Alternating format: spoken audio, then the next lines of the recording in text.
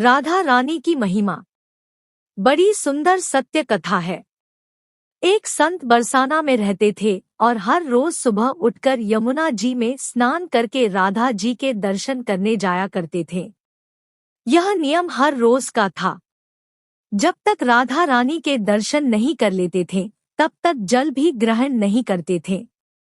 दर्शन करते करते तकरीबन उनकी उम्र 80 वर्ष की हो गई। आज सुबह उठकर रोज की तरह उठे और यमुना में स्नान किया और राधा रानी के दर्शन को चले गए। मंदिर के पट खुले और राधा रानी के दर्शन करने लगे। दर्शन करते करते संत के मन में भाव आया कि मुझे राधा रानी के दर्शन करते करते आज 80 वर्ष हो गए, लेकिन मैंने आज तक राधा रानी को कोई भी वस्त्र नहीं चढ़ाया। लोग राधा रानी के लिए कोई नारियल लाता है, कोई चुनरिया लाता है, कोई चूड़ी लाता है, कोई बिंदी लाता है, कोई साड़ी लाता है, कोई लहंगा चुनरिया लाता है, लेकिन मैंने तो आज तक कुछ भी नहीं चढ़ाया है। यह विचार संत जी के मन में आया कि जब सभी मेरी राधा रानी लिए कुछ ना कुछ लाते हैं तो मैं भी अपनी राधा रानी के लिए कुछ ना कुछ लेकर जरूर आऊंगा। लेकिन क्या लाऊं जिससे मेरी राधा रानी खुश हो जाए? तो संत जी यह सोचकर अपनी कुटिया में आ गए। सारी रात सोचते सोचते सुबह हो गई। उठकर स्नान किया और आज अपनी कुटिया में ही राधा रानी के दर्शन पूजन किए।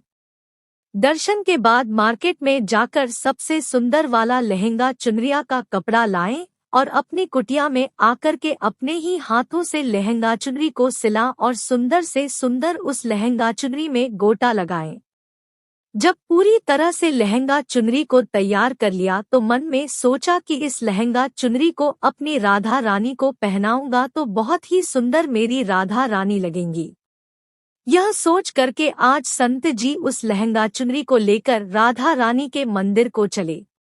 मंदिर की सीढ़ियां चढ़ने लगे और अपने मन में सोच रहे हैं, आज मेरे हाथों के बनाए हुए लहंगा चुनरी राधा रानी को पहनाऊंगा तो मेरी लाडली खूब सुंदर लगेंगी। यह सोच कर जा रहे हैं।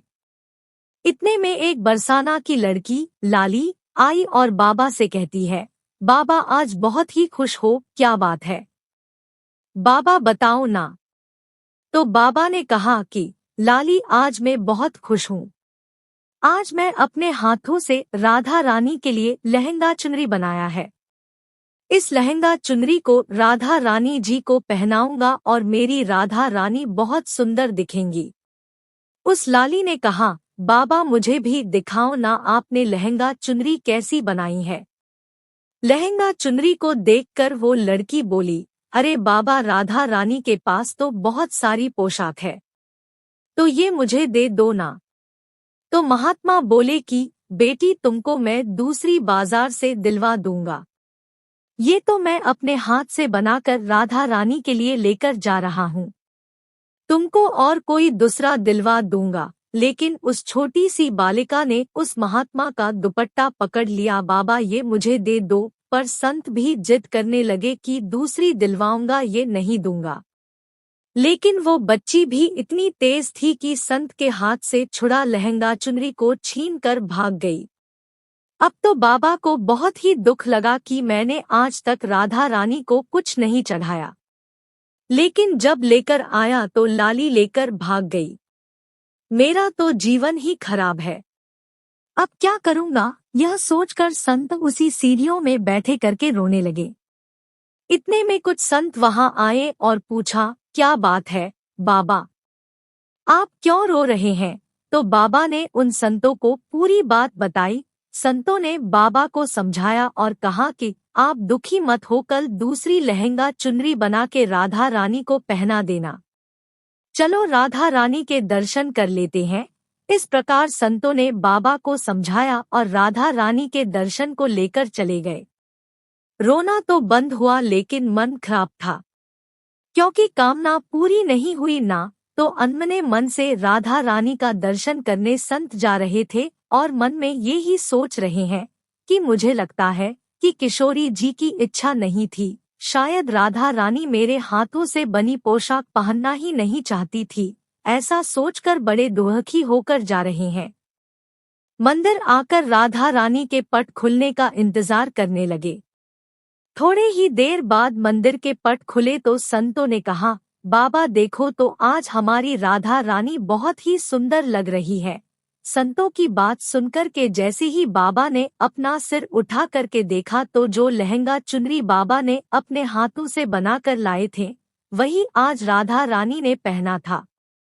बाबा बहुत ही खुश हो गए और राधा रानी से कहा, हे राधा रानी, आपको इतना भी सब्र नहीं रहा, आप मेरे हाथों से मंदिर की सीढ़ियों से ही लेकर भाग गई। ऐसा क्यों? सर्वेश्वरी श्री राधा रानी ने कहा कि बाबा आपके भाव को देखकर मुझसे रहा नहीं गया और ये केवल पोशाक नहीं है, इसमें आपका प्रेम है। इसलिए तो मैं खुद ही आकर के आपसे लहंगा चुनरी छीन कर भाग गई थी। इतना सुनकर के बाबा भाव विभोर हो गए और बाबा ने उसी समय किशोरी जी का धन्यवाद किया। दोस्तों, कहानी अच्छी लगी तो हमारे चैनल को जरूर सब्सक्राइब करें, वीडियो को लाइक करें, शेयर करें, कमेंट करें। Thank you.